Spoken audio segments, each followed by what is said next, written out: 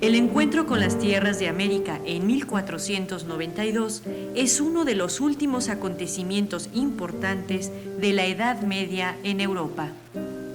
El Renacimiento se encontraba en desarrollo, con grandes hombres a la cabeza de los cambios científicos y artísticos: Copérnico, Miguel Ángel y Leonardo da Vinci, entre otros. Sin embargo, no hacía mucho tiempo, alrededor del año 1350, que Europa sufrió una de sus mayores calamidades demográficas, la peste negra. Las epidemias, las guerras constantes, las condiciones insalubres y los pocos conocimientos médicos de la época fueron causas de que una gran parte de la población europea desapareciera. Con estos antecedentes llegaron los europeos al continente americano, al encuentro de otras civilizaciones y a la conquista de nuevas tierras. Hasta finales del siglo XIX fue superada la dominación de España y Portugal sobre la mayoría de los territorios de América. Muchos de los hechos que caracterizaron la política colonial están suficientemente estudiados: la conquista, la expansión territorial y la explotación de los indígenas. No así el tamaño de las poblaciones americanas durante el siglo XVI. Los datos son imprecisos, sobre todo durante el primer momento de la llegada de los conquistadores. Esto se debe a que no hay registros confiables de la época. Sin embargo, se han establecido dos hechos importantes. Había una gran población indígena y esta fue reduciéndose dramáticamente a partir de la invasión europea. ¿Cómo sabemos de estos hechos? Los representantes de la corona española y del clero en América, antes y después de la conquista, dejaron crónicas sobre la situación indígena. Hernán Cortés, Bernal Díaz del Castillo, Fray Bartolomé de las Casas, Fray Bernardino de Sahagún y muchos otros historiadores de los siglos XVI y XVII escribieron sus vivencias. También muchos historiadores de este siglo se han encargado del tema. Por esto ha sido posible establecer que antes de la conquista existía en América un alto número de población indígena. Algunos hechos que explican lo anterior son la edad temprana de las mujeres al momento del matrimonio. Al respecto, Fray Bartolomé de las Casas señala: Véase una mujer por agua al río y lleva delante 2 o 3 muchachos como los dedos de las manos, y otro en los brazos, y otro dentro de la barriga. Otro factor es que la población estaba bien alimentada. Las familias tenían derecho a parcelas de cultivo y había una gran productividad. Las sociedades indígenas estaban organizadas de tal forma que aún en época de crisis tenían almacenada la comida necesaria para su subsistencia. Los conocimientos de medicina eran suficientes para atender a la población y las condiciones de limpieza y salud eran buenas. La población en América era numerosa, 75 millones de habitantes. En esto coinciden también los cronistas españoles de la conquista. Veamos qué tan grave fue el descenso demográfico. Tomemos de ejemplo el caso de la Nueva España. La disminución de la población en 76 años es dramática. De 25 millones en 1492 pasó a 2.6 millones en 1568. Y 27 años después, solo había 1.4 millones de indígenas. Pero la pregunta continúa. ¿Cuáles fueron las causas de la catástrofe demográfica en América? La primera causa de la baja poblacional fueron las guerras de conquista, que ocasionaron muchas víctimas. En la toma de la Ciudad de México en 1521, se calcula que murieron 200,000 indígenas.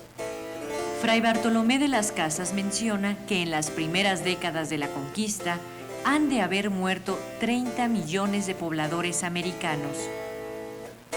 La diferencia en armamento y en la estrategia de guerra favorecía a los europeos. Sin embargo, las luchas militares, por lo general, fueron de escasa duración y las muertes limitadas.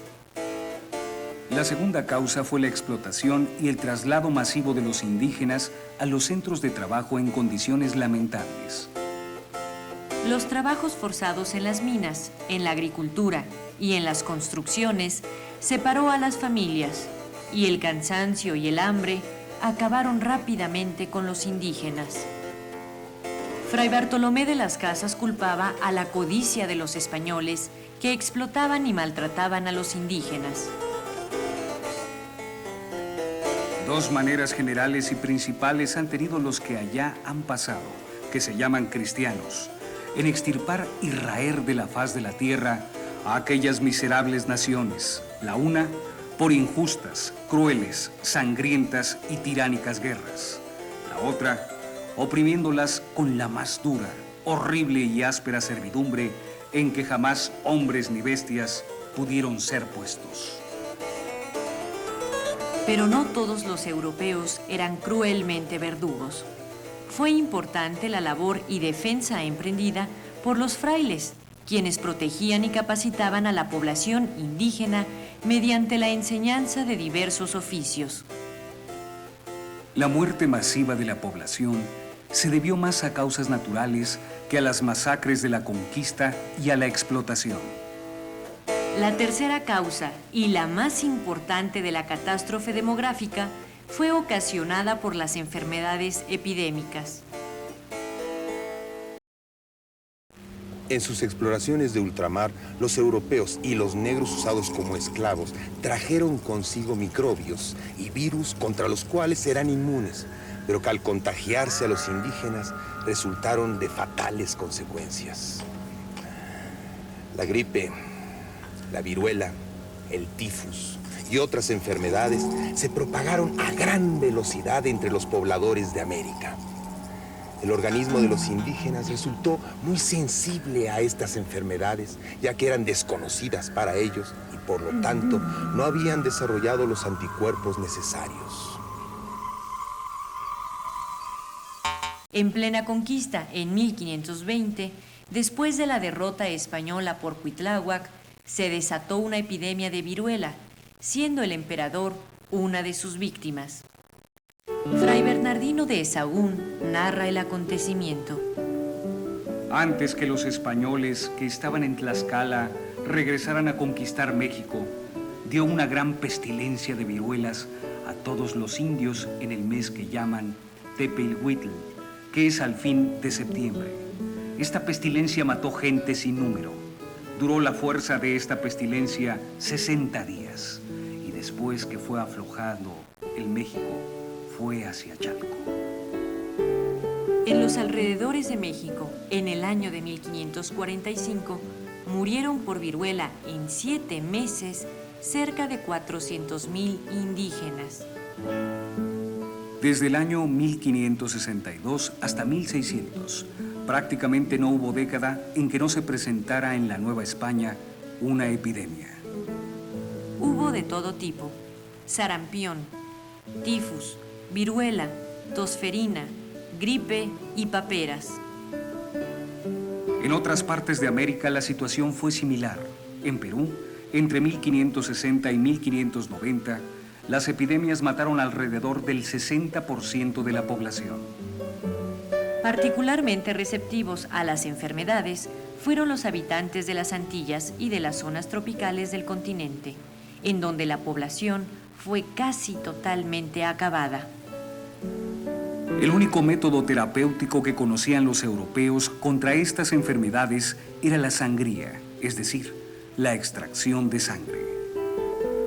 Pero como los indígenas morían a pesar de ella, pensaron que eran demasiado débiles para soportarla.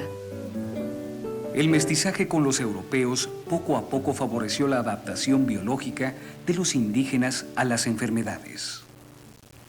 Fue hasta el año 1803 que por orden de Carlos IV, entonces rey de España, se introdujo en América la vacunación contra la viruela.